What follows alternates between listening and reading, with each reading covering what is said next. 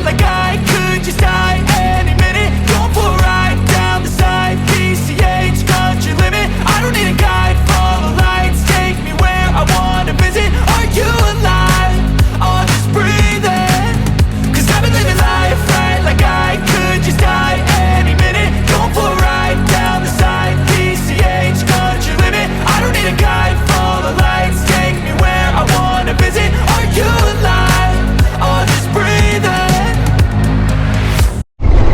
Hi, we are turning into Jonathan Dickinson State Park. Your destination is on the right. And that little navigational device said our destination is on the right. Here we go. There's always a tight little field through here. We got it. Alright, turn it off here and see what we can do about getting us a place to stay. We got it reserved, so we're good.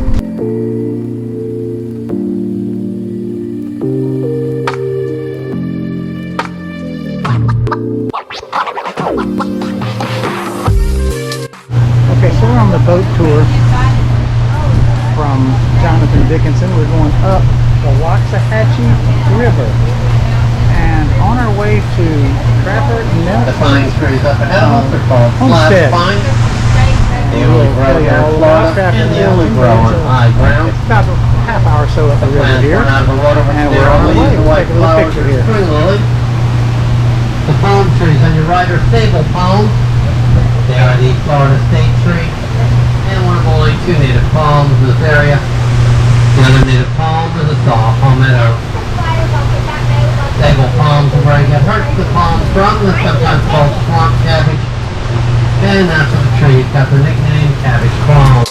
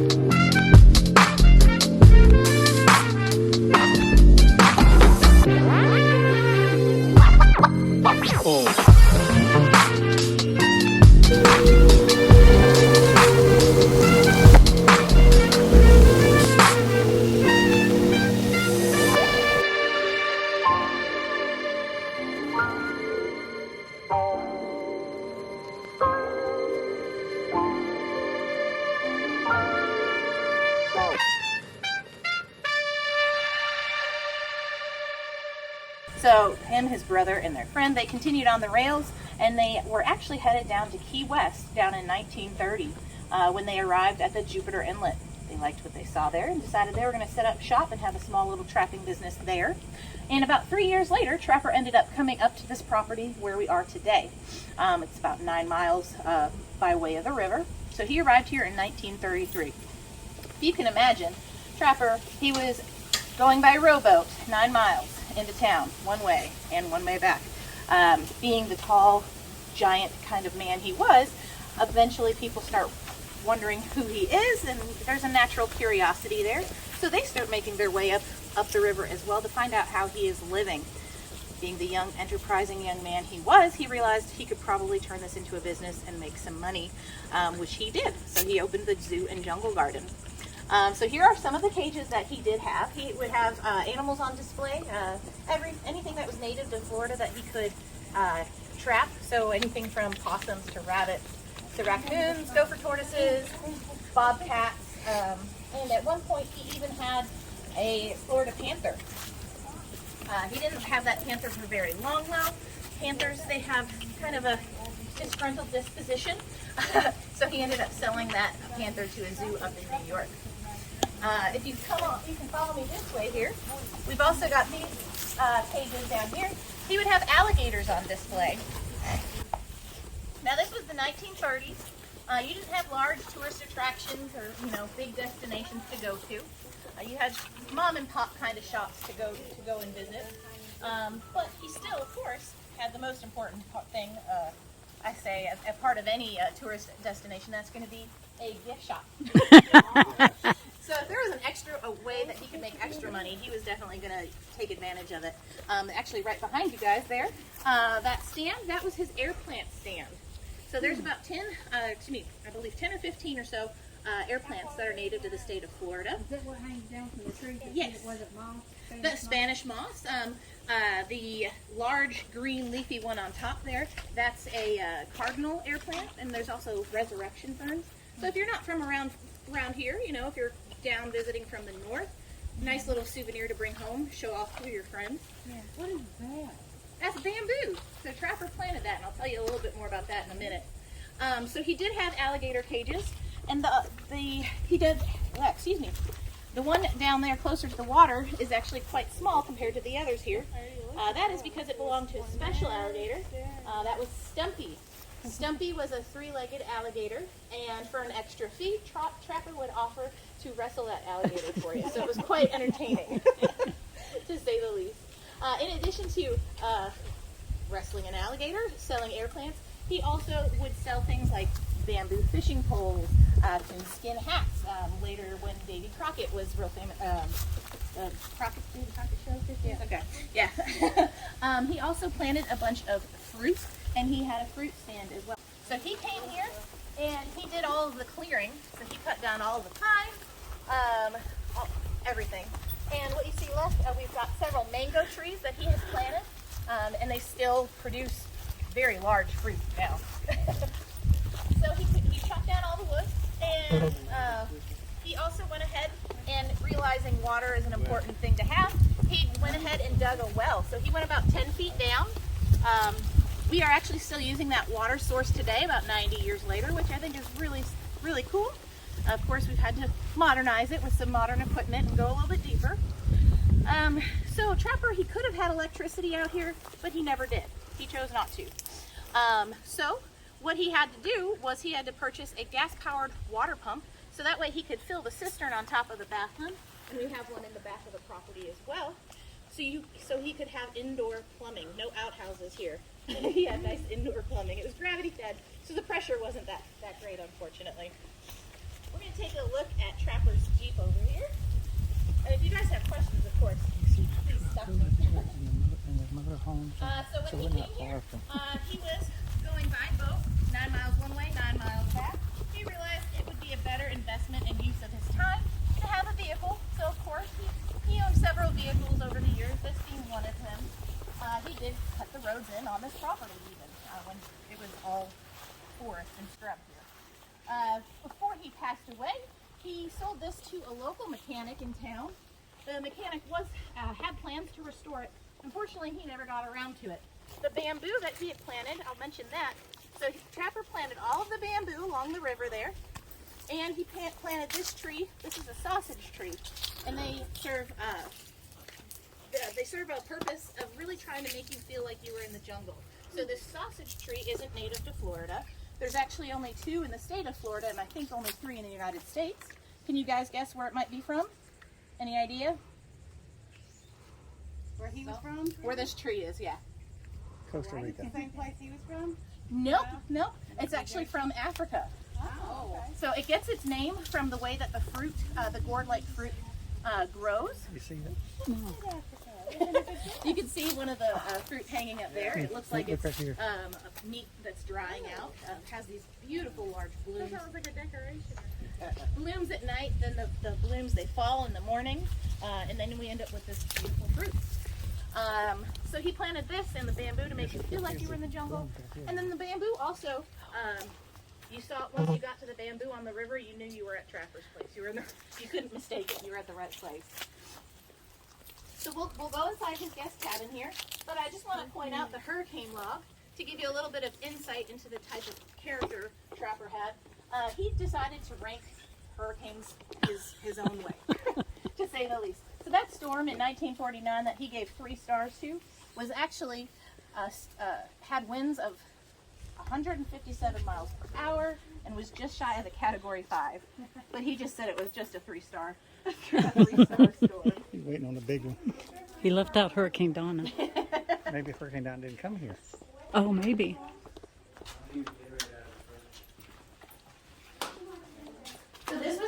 nice cabin. He had all sorts of folks come and stay here, including the Kennedy brothers, Burt Reynolds, and Lauren McCall, even. And I did mention he did not have electricity out here, so you might be wondering why there's a refrigerator. That refrigerator ran off of propane, just like a refrigerator in an RV or a travel trailer. He also had in both rooms a light fixture up here that also ran off of propane. Did have a nice indoor bathroom, including a shower.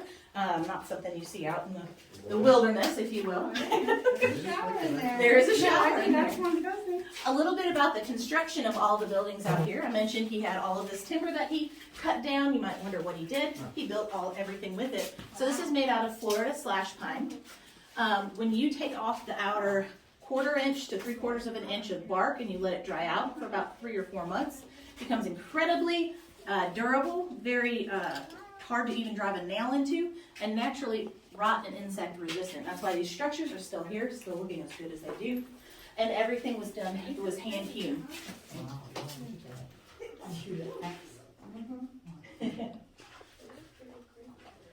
Wow. It's creepy. So we have some more you might start noticing we've got wood piles all over the place. Those wood piles were cut by Trapper, so they're at least 55 years old. He died in 1968. And to give you a contrast in what the taking the bark off and that drying out process does, these logs are the same type of logs that the cabin is made out of, with the exception that the bark wasn't taken off, they weren't dried out, so you can see that they are very much more decomposed versus the cabin there. So Trapper, he cut a lot of wood, to say the least. That was his form of exercise. He would cut a cord of wood a day. If you're not familiar, a cord is 4 foot by 4 foot by 8 foot. He did that every single day. Needless to say, he was almost all muscle. His diet was almost exclusively protein. He did occasionally eat fruit because he did grow it. One of his more favorite things to eat was kind of like an easy option, I guess you could say. If he didn't have anything that was coming and getting trapped, he had this lovely little pen over here, and he kept gopher tortoises inside. They were really easy to kind of keep for a quick meal, if you will. He loved gopher tortoise soup, so he would keep them there. This is his cabin. We'll come on in and take a look.